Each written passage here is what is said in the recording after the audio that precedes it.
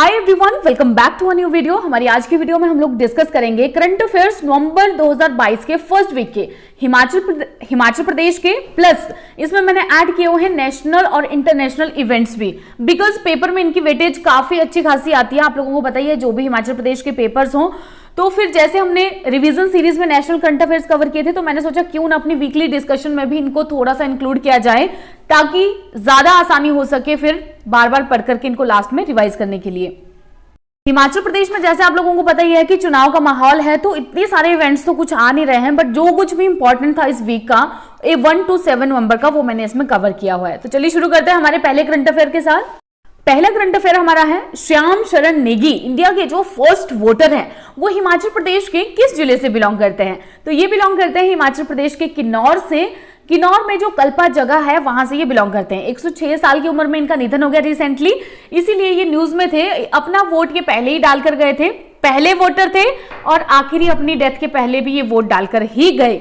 अब यहाँ पर एक चीज और आ गई, जो चीफ इलेक्शन कमिश्नर है उनका नाम क्या है? न्यूज में ये भी इसलिए आया बिकॉज ये विजिट करने गए थे कल्पा में इनके घर को जब इनकी डेथ हुई, तो इसलिए जो चीफ इलेक्शन कमिश्नर है वो कौन है? राजीव कुमार। ओके, नेक्स्ट हमारा क्वेश्चन आ गया, वर्ल्ड बेस्ट स्कूल दी लॉरेंस स्कूल सनावर हिमाचल प्रदेश के किस जिले में लोकेटेड है? तो ये लोकेटेड है आपके सोलन जिला में। बेस्ट स्कूल माना जाता है इसे लॉरेंस स्कूल को। न्यूज में इसलिए था बिकॉज वहां पर ये एक साइक्लोथॉन को ऑर्गेनाइज कर रहे हैं, इसलिए न्यूज में आया हुआ था। नेक्स्ट हमारा क्वेश्चन है, हिमाचल प्रदेश के नए लोकायुक्त कौन बने हैं अभी रिसेंटली? तो पहले भी हमने डिस्कस कर चुके हैं इसे, जस्टिस चंद्रभूषण बरोवालिया। इन्होंने शपथ ली लोकायुक्त हिमाचल प्रदेश के गवर्नर की प्रेजेंस में। नेक्स्ट हमारा करंट अफेयर है, मंथन एक जीवन यात्रा। इस बुक के ऑथर कौन है? तो इसके ऑथर है कुंदन लाल गुप्ता। ये सीनियर ऑथर और एजुकेशनलिस्ट हैं और ये चंबा जिला से बिलोंग करते हैं। इनकी इस किताब को पद्मश्री डॉक्टर विजय शर्मा ने रिलीज किया था। नेक्स्ट है हमारा क्वेश्चन, रेणुका मेले को इंटरनेशनल फेयर कब डिक्लेयर किया गया था स्टेट गवर्नमेंट के द्वारा? तो इसे डिक्लेयर किया गया था अक्टूबर 2011 में इंटरनेशनल फेयर। पहले ये स्टेट फेयर था। न्यूज में क्यों था? क्योंकि 6 दिन का जो इंटरनेशनल फेयर है वो शुरू हो चुका है। कहां मनाया जाता है? ये मनाया जाता है आपके डिस्ट्रिक्ट सिरमौर में, तहसील पंचड़ में, डिस्ट्रिक्ट सिरमौर में मनाया जाता है ये। और इस मेले को मनाया जाता है कि ऐसा माना जाता है जो रेणुका माता थी उनके यंगेस्ट बेटे परशुराम, ये दोनों यंगेस्ट बेटे जो परशुराम है, ये हर साल अपनी मां से मिलने आते हैं। तो इन दोनों की जो एनुअल मीटिंग होती है उसी को सेलिब्रेट करने के लिए ये रेणुका मेला मनाया जाता है। सिरमौर डिस्ट्रिक्ट की एक मेजर अट्रैक्शन है ये रेणुका फेयर। अब बढ़ते हैं हमारे नेशनल और इंटरनेशनल इवेंट्स की तरफ। तो पहले देख लेते हैं कि जो फर्स्ट केरला ज्योति अवार्ड है वो किसको दिया गया है? फर्स्ट केरला ज्योति अवार्ड दिया गया है वासुदेवन नायर को। केरला गवर्नमेंट ने सोशल लाइफ के अलग अलग हिस्सों में लोगों के कंट्रीब्यूशन को पहचान दिलाने के लिए इन अवार्ड्स को लाया है, और ये सबसे पहला दिया जा रहा है वासुदेवन नायर को। नेक्स्ट हमारा क्वेश्चन है, अब तक का सबसे शक्तिशाली रॉकेट लॉन्च किस कंपनी के द्वारा किया गया है? तो ये किया गया है आपका स्पेस एक्स के द्वारा। स्पेस एक्स किसकी कंपनी है? ये है एलन मस्क की, और इसे किया गया है फाल्कन हैवी, ठीक है। तो इसे किया गया है अमेरिकन स्पेस फोर्स के लिए, और इसको फ्लोरिडा में जो नासा का कैनेडी स्पेस सेंटर है फ्लोरिडा में, वहां से इसे लॉन्च किया गया है। नेक्स्ट हमारा क्वेश्चन है, मैंशन एक लैब मॉड्यूल हाल ही में किस देश ने स्पेस में भेजा हुआ है अपने स्पेस सेंटर के लिए? तो इसका सही आंसर है हमारा चाइना। चाइना ने अपना एक मैंशन नाम का लैब मॉड्यूल भेजा है स्पेस में, और अब जब इसको भेजा है तो इससे जो स्पेस सेंटर चाइना का बन रहा है, स्पेस स्टेशन, वो बनकर के पूरा हो जाएगा इस लैब मॉड्यूल के साथ। नेक्स्ट हमारा क्वेश्चन है, न्यूक्लियराइजेशन ऑफ एशिया, इस बुक की ऑथर कौन है? तो यह है रेने नाबा। इस बुक में बेसिकली क्या एक्सप्लेन किया गया है? इस बुक में एक्सप्लेन किया गया है न्यूक्लियर इमरजेंसी को, और पाकिस्तान और चाइना मिलकर के जो नेक्सस बनाकर के जो थ्रेट इंपोज कर रहे हैं, उस चीज को भी इस बुक में डिस्क्राइब किया हुआ है। नेक्स्ट हमारा क्वेश्चन आ गया, किस राज्य ने ई उपहार पोर्टल और सीएम डैशबोर्ड को लॉन्च किया है रिसेंटली? तो इसका सही आंसर है हमारे यहाँ पे हरियाणा। हरियाणा के जो सीएम है ना, इन्होंने ये ई उपहार पोर्टल को लॉन्च किया है। क्यों किया है?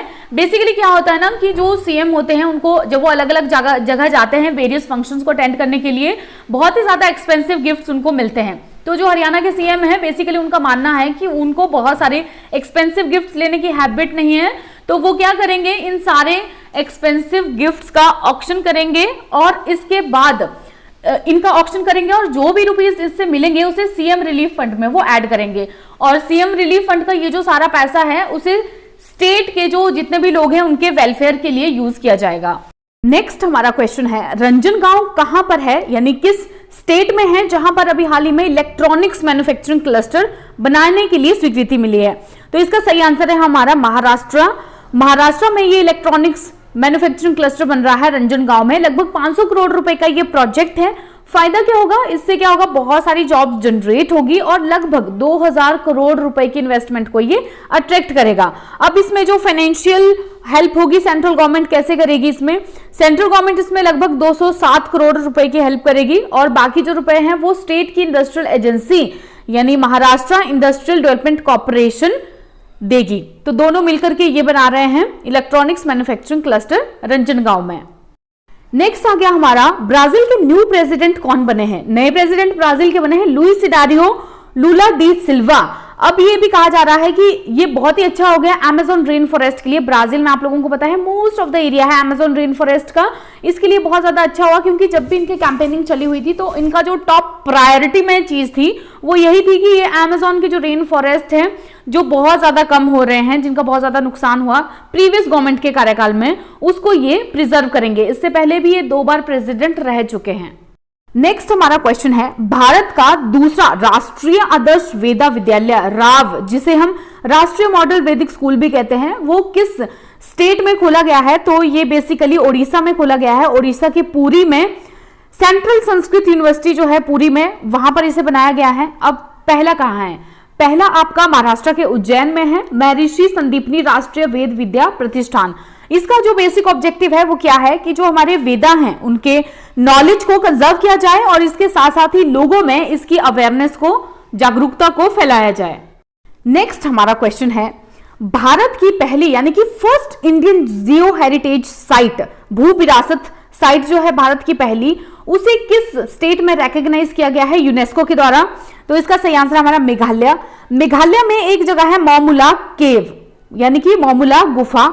इसे भारत की पहली भू विरासत साइट या फिर जियो हेरिटेज साइट हमें जिसे कहते हैं वो रिकॉग्नाइज किया है किसके द्वारा, the international union of geological sciences, जो यूनेस्को की सबसे बड़ी साइंटिफिक ऑर्गेनाइजेशंस में से एक है, उन्होंने इसे रिकॉग्नाइज किया है। ये मेघालय में जो ईस्ट खासी हिल्स है, पूर्वी खासी हिल्स, वहां पर ये लोकेटेड है। ये 4th लॉन्गेस्ट केव है इंडियन सबकॉन्टिनेंट में। नेक्स्ट हमारा जो क्वेश्चन है वो ये है कि G20 समिट के सिविल सोसाइटी के अध्यक्ष किसे बनाया गया है रिसेंटली। तो ये बनाया गया है आपके माता अमृतानंदमयी को और ये एक स्पिरिचुअल लीडर हैं। इन्हें कंट्री के सिविल 20 के अध्यक्ष बनाया गया है। C20 बेसिकली है क्या, ये C20 G20 का ही एक प्लेटफॉर्म है सिविल सोसाइटी ऑर्गेनाइजेशन के लिए, जहां पर ये नॉन गवर्नमेंट और नॉन बिजनेस वॉइसेस को G20 लीडर्स के सामने लेकर आते हैं। नेक्स्ट हमारा क्वेश्चन है, विजिलेंट स्टॉर्म किन 2 देशों के बीच की मिलिट्री एक्सरसाइज है।